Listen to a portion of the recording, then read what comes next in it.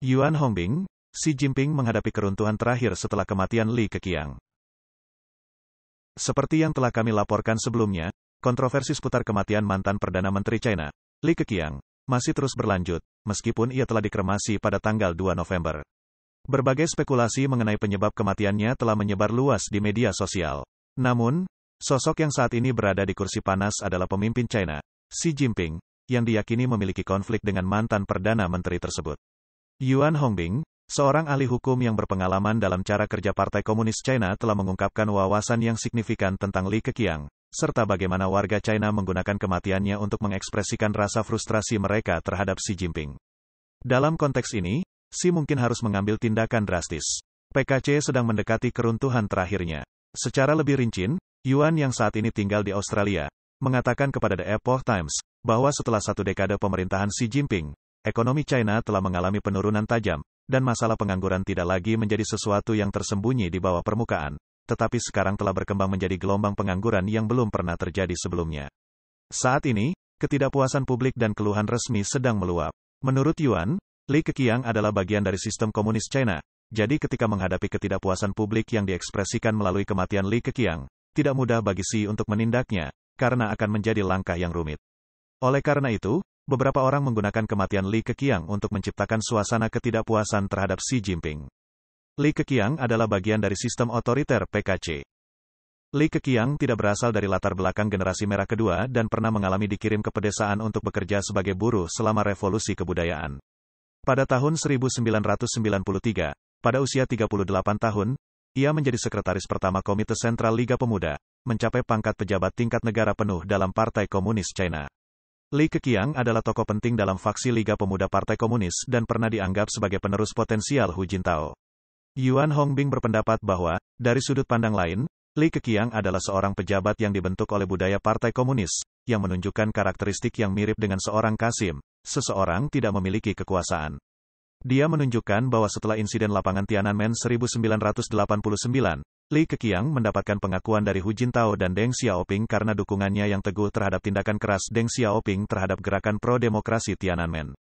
Selama masa jabatannya, sebagai sekretaris partai provinsi di Liaoning, ia tidak menunjukkan kelonggaran dalam menerapkan kebijakan Jiang Zemin untuk menindas praktisi Falun Gong. Akibatnya, Li Keqiang sendiri adalah bagian dari sistem otoriter Partai Komunis dan sepanjang hidupnya dia hanya melakukan sedikit sekali, jika ada, yang dapat dianggap terpuji bagi rakyat China.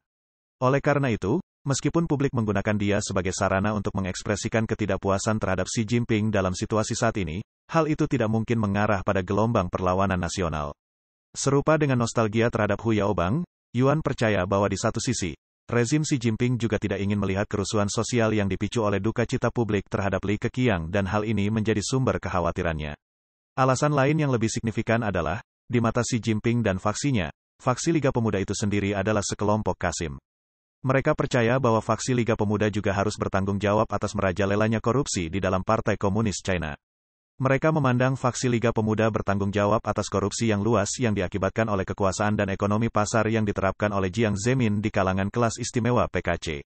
Oleh karena itu, di mata para pembesar dan tim penguasa Xi Jinping saat ini, Li Keqiang sendiri bukanlah orang yang layak untuk diperingati.